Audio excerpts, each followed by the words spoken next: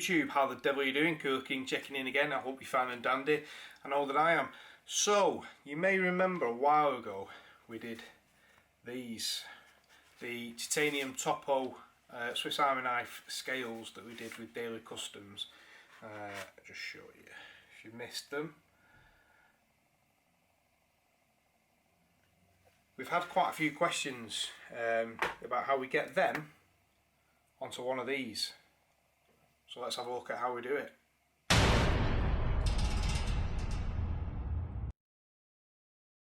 Right, so what you're going to need is, of course, you're going to need the scales that you're using. You don't have to use titanium scales. You can use whatever scales you may have, whether that's replacement standards or new Celador ones or something fancy. Of course, your Swiss Army knife, and we're going to need some epoxy resin. This is the Gorilla brand, obviously. It was £6.99 in the UK on lockdown. I could have got it a bit cheaper if I wanted to queue for a few hours, but I didn't. And then we're going to need a couple of these sort of clamps that I'm sure you might have knocking about, something strong basically. We're going to need a working pry bar. So my pry bar of choice for this job is this one, which is a Countercom titanium one. Even if you have something like this, the titanium pocket tool, something sort of like that would suffice. This is going to be better, or if you've got a proper working pry tool, then that's fine, but we're not going to use them now. Possibly a Leatherman, hoping not to need that. We won't cover it if we don't. And then your important tool is something like this, something strong and short. Obviously it's an Allen key. Right, so to start we're going to take out the toothpick, we don't need that, and the tweezers, we don't need them. And then because this is a clear one, you can see just there, and just there, they're the rivets of the actual body of the Swiss Army knife below. If we put our Allen key into this void, just about fits, bit of play, push it in, we can give it a bit of a jimmy, and hopefully we can pop the first off there, which we have, as you can see. I'll just pick, no I won't. So that's open, we can see now. So all we need to do is to slide down with our pry tool, slowly, gently. That second one's just about popped off, and we can move to the third one, and there we go. It's separated the two sides, nice and easy. So we'll do the same again for the second, and we'll come back shortly. Of course, I need to find my Allen key, so we'll do exactly the same again on this side, just working it under. You can just about see that, I think, on the camera. Again, just give it a bit of a play. That side was easier, that's loose, you see that there, yeah. So I can hold that open with my finger. Again, we've got our pry tool, just slide down, slight degree, there you go, it pops off completely, and there you have it. How easy is that? So then what we need to do is mix our epoxy up. I'm not going to do this on camera, it takes a while, but not very long really. I'm sure you're familiar. There are instructions on the back, and we're going to use this as the mixing tray, so again we'll come back shortly. Right, so you want to mix your epoxy so it's a nice clear sort of uniform colour. Recommends about 20 seconds, and then we'll get one side of our sack ready.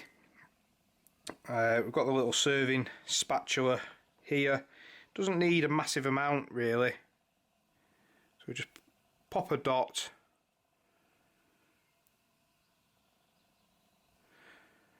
on the rivets. Just about make out there, sorry.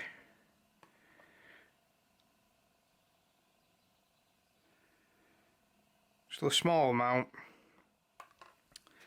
and then it's got a bit of plastic on it, so you can just about make out the dot. And then obviously this bit is careful not to get any resin on the top, but then it will just click into place. Some of these have gone on when people have done them and they've not needed to use any resin. So we'll turn it over, do exactly the same, dot on the rivet, dot on the rivet, and the last rivet there, and again making sure we get it the right way round. You can see on the back of the scales there is a recess.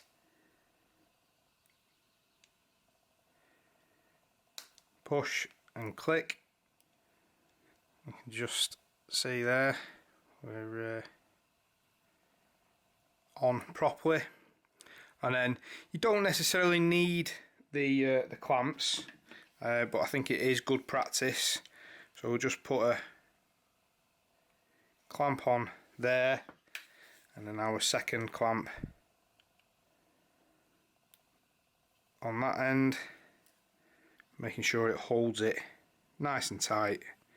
If there is a little bit oozing out on the top there, not to worry, can be sanded off at a later date. Luckily I've got that whilst it's still wet, so I've done it with my fingers, no problem.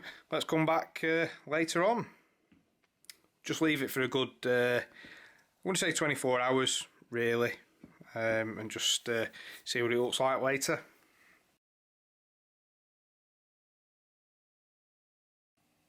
Right, so it's been roughly 22 hours.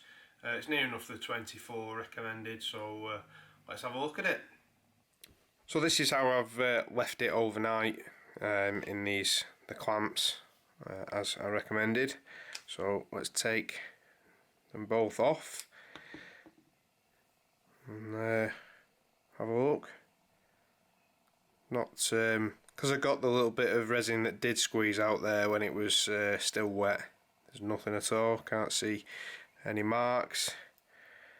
Everything's nice and sweet, couple of fingerprints on the blade there. But other than that, sort of breathed a bit of life, new life into the old boy. You can see that they're quite scratched. You can obviously polish them, which we're going to do another video on at some point. Not all in all, not a bad shout. This is the Spartan if you're interested. We'll put links to anything that I've mentioned down below if we can. So thanks for watching.